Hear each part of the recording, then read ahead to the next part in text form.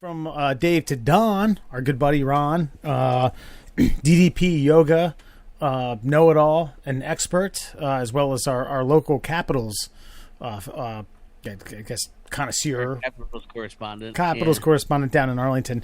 Don has no right, didn't write anything up for this, had a busy week, but he did offer two of us. First off is Face Off. I had it as a bit of a tongue twister because I wanted to say first off is Face Off, but this is, of course, is the flick where Travolta and Nick Cage change faces, albeit a state-of-the-art medical procedure, in order for one criminal to pose as the cop, etc., etc. I remember this. I remember ooh, and that's the sign for Nick Cage's family to know that he loves them, rather than hug them or kiss them. He smears his COVID-19 covered fingers all over his children and loved ones' faces. Yeah, I haven't seen it in a while, but I don't know. Is it good? Do you remember it being good? I mean, no. It's a hell of a synopsis there, Alan. I don't necessarily remember it being good. I've probably only seen this movie twice. Yeah, it's really not anything. I think it was one of those spat of 95 to 2005, just bad action films. And yeah, it was just, and it's an unremarkable one at that, I think, in my opinion. I saw this in the theater, and I remember being take a wildly. Date? I don't remember if it was a. Nah, I don't think it would have been a date. Date movies weren't, let's skin someone's face. I was smarter than that. I think it was me and my buddy Tom or something like that. Tom Angelonis maybe going to the theater.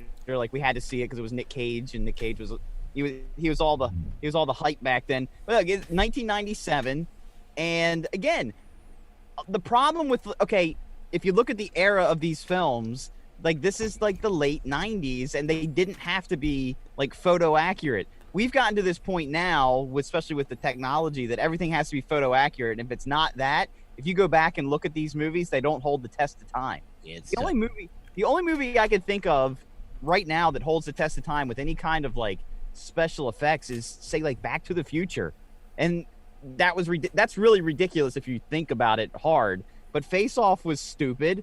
I think it was just one of those fun little thrill rides.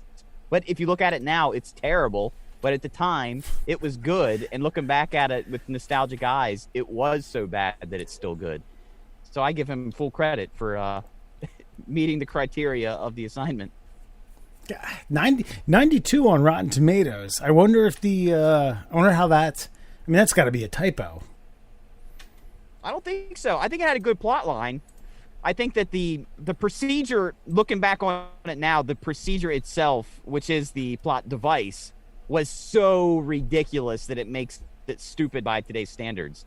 But the actual plot itself was good. It had a lot of good twists and turns, and kind of it tripped you up in spots. It was a good storyline with a shitty plot device.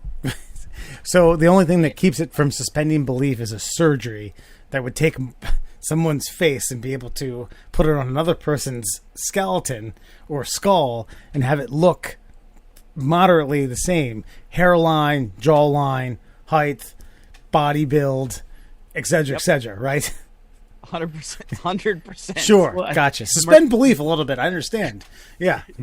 I mean, Murray's got it nailed on though. This is another one of those boardroom decisions where shit took a turn. They had a solid plot to a movie. They were all right, guy planted a bomb. We can't ask that guy. We need to ask his brother, because his brother is the only other person who knows where that bomb is.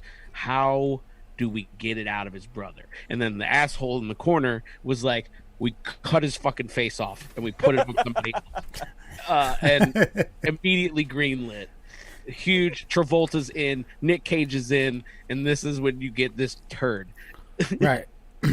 But I will say, too, with the two actors, I mean, Travolta was still kind of, he was at that rebirth stage because of Pulp Fiction. Nicolas Cage had just recently come off his Oscar win for Leaving Las Vegas. And so to see these two top-notch actors for the era like acting like each other. It was good acting. Like to see Travolta act like Nicolas Cage and to see Nicolas Cage act like John Travolta, it was well acted. But I mean, it's like putting a turd in a fucking fairy suit. You look at it and it's a turd that looks like a fairy. It just is what it is. I would watch out of all the movies we've talked about so far, I would go back and watch Face Off first in its entire list. And then Travolta he slungshot himself from the success of Pulp Fiction to Face Off, and then he did that full circle for Battlefield Earth, which is absolutely, astonishing cinema. It's a goddamn Rembrandt of things. Yeah, that's bad movies right there. That goes in that list. That is shit movies.